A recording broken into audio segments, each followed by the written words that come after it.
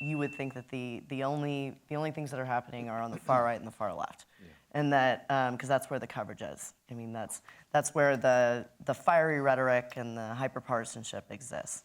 But like you said, there's so much that's getting done. How do you break through that noise? I know the New Dems do a lot of work with your incredible staff on pushing out messages, talking about bipartisanship, putting principles out there. So how do you think you break through the noise? So it's a great question. I persistently joke that if the New Dems held a rally on the steps of the Capitol, I would yell, "What do we want?" And everyone would yell, "A comprehensive approach to job creation that includes infrastructure investment, workforce development, and a smarter approach to taxes and trade." And then I'd go, "When do we want it?" And everyone would yell, "We're willing to work in a collaborative way to bring people together." You know, no one comes to my rallies. But I guess to that point, those efforts, those priorities are where the vast majority of the American people are. Mm-hmm. You know, they want to make sure that no matter where you live, you can earn a good living, that you can have health care, that we have sort of sane policies. So again, part of our approach is to drive still big, bold solutions, but that have a chance of making it across the finish line. Mm-hmm. That's a challenge in the current media environment. We had a week where the New Dems rolled out priorities for stabilizing the Affordable Care Act, which I actually think a lot of what we put on the table could pass the House, pass the Senate, and even be signed by the President. They are common sense things that if you care about providing more access to more affordable health care and setting aside the sort of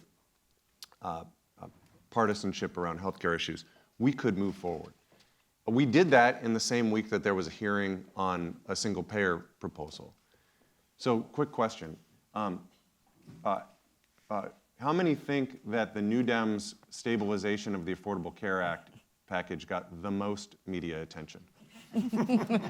Raise your hands. Come on. Second question. How many of you think that the approach around stabilization of the Affordable Care Act has a higher likelihood of becoming law? So that, I mean, to me, at the end of the day, the proof is in the pudding in terms of where can you actually drive impact for your constituents and make a difference on behalf of the American people. And that's really, I think, you know, that drives a lot of our work. We, as a coalition, have just sent a letter to, or are sending a letter to the president around trying to get Humpty Dumpty back on the wall for infrastructure. I think there is a real opportunity. You know, there's still not Republican bridges or Democratic roads. The American Society of Civil Engineers says that American infrastructure grades out at a D+. There is an enormous opportunity there because it's one of the areas where the Venn diagram has some overlap between what Republicans want and Democrats want. So we should at least move forward there. There is, we've I think just yesterday or today are sending a letter to House leadership saying, let's take up the prescription drug pricing bills that passed out of committee on a bipartisan basis.